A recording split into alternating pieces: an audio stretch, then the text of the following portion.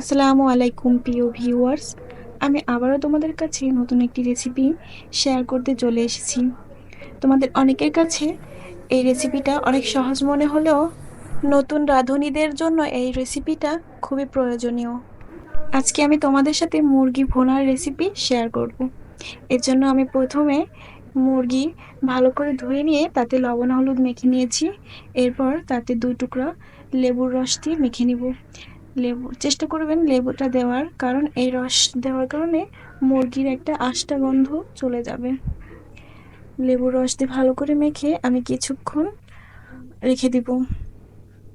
খুব বেশি সময় রাখবো না, কারণ লবণ দিয়ে দেওয়ার কারণে মাংসের থেকে পানি গলতে শুরু করবে। এ পর্যায়ে আমি গুঁড়া মশলা, প্রথমে জিরা গুঁড়া, তারপর হলুদ গুঁড়া, তারপর ঝালের গুঁড়া দিয়ে ভালো করে পানি দিয়ে মিক্সড করে নেব। সাধারণত গুঁড়া মশলা খুব তাড়াতাড়ি পুড়ে যায়, আর নতুনদের জন্য এই টিপসটা ফলো করলে মশলা পুড়বে না আর মুরগির মাংসটা খেতেও ভালো লাগবে। এরপর আমি ভালো করে মশলাটা মিক্সড করে কিছুক্ষণের জন্য রেখে দিয়েছি। এ পর্যায়ে একটা কড়াইয়ে তেল গরম করে তাতে কিছু পরিমাণ পেঁয়াজ কুচি দিয়ে দিয়েছি, আর 2টা তেজপাতা, 2 টুকরো দারচিনি আর 3টা এলাচ মুখ ফাটা করে তেলের ভিতর দিয়ে দিয়েছি। এরপর পেঁয়াজটা হালকা ভাজা হয়ে গেলে তাতে পেঁয়াজ রসুনের পেস্ট দিয়ে দিয়েছি 1 বাটি পরিমাণ। তারপর মশলাটা ভালো করে মিক্সড করে নিচ্ছি। চেষ্টা করবেন আদা বাটাটা কিছুক্ষণ পরে দেওয়ার, কারণ এতে মশলাটা তাড়াতাড়ি পুড়বে না। এরপর সেই গুঁড়া মশলাগুলো আমি দিয়ে দিয়েছি তেলের ভিতর। কিছুক্ষণ মশলাটা কষিয়ে নেওয়ার পর তার ভিতরে আমি আদা বাটাটা দিচ্ছি। আদা বাটাটা আমার সাধারণত মুরগির মাংসে খুব বেশি পরিমাণ লাগে না, এজন্য কম দিয়েছি। এরপর আমি পুরো মশলাটা ভালো করে মিক্সড করে 5 মিনিট পর্যন্ত মশলাটা কষিয়ে নিয়েছি। এরপর মুরগির মাংসগুলো আমি মশলার ভিতর দিয়ে আরও কিছু সময় পর্যন্ত কষিয়ে নিচ্ছি।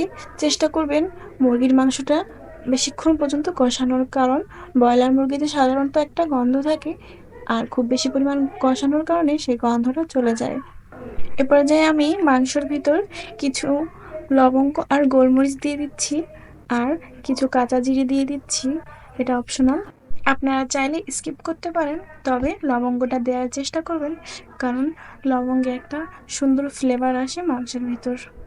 এরপর আমি বেশ কিছুক্ষণ সময় পর্যন্ত মশলাটা কষিয়ে নিয়েছি, আর মশলার থেকে কিছু পরিমাণ পানি ছেড়ে দিয়েছে। আর আপনাদের মাংসে যদি পানি না ছেড়ে দেয় তাহলে কিছু পরিমাণ পানি দিয়ে নেবেন। এরপর যে আমি কিছু আলু দিয়ে দিচ্ছি। আলুটা মুরগির মাংসের ভিতর দিলে খেতে অনেক বেশি ভালো লাগে।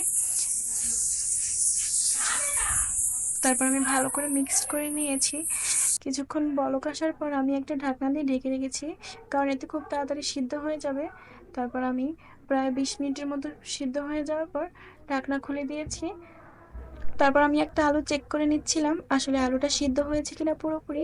আপনারা চেষ্টা করবেন রান্নাটা কমপ্লিট হওয়ার মিনিমাম 5 মিনিট আগে ঢাকনাটা খুলে রান্না করার, কারণ এতে মাংসের কালারটা অনেক বেশি ভালো আসে। আমি আজকে মাংসটা ভুনা ভুনা করব, যে কারণে আমি খুব বেশি পানি দিইনি। আমি কিছুক্ষণ পরে মাংসটা নামিয়ে নিয়েছি। আপনারা যদি একটু ঝোল রাখা চান তাহলে আর একটু পরিমাণ পানি দিয়ে মাংসটার বলক আসার পর বন্ধ করে দিতে পারেন। এই তো মাশাআল্লাহ, আমার মাংসটা রেডি হয়ে গিয়েছে, আর দেখতে পাচ্ছেন কতটা বেশি লোভনীয় হয়েছে। আপনাদের যদি ভিডিওটি ভালো লেগে থাকে লাইক কমেন্ট সাবস্ক্রাইব করে পাশে থাকবেন ইনশাআল্লাহ। আর সবাই আমার জন্য অনেক অনেক দোয়া করবেন। ধন্যবাদ।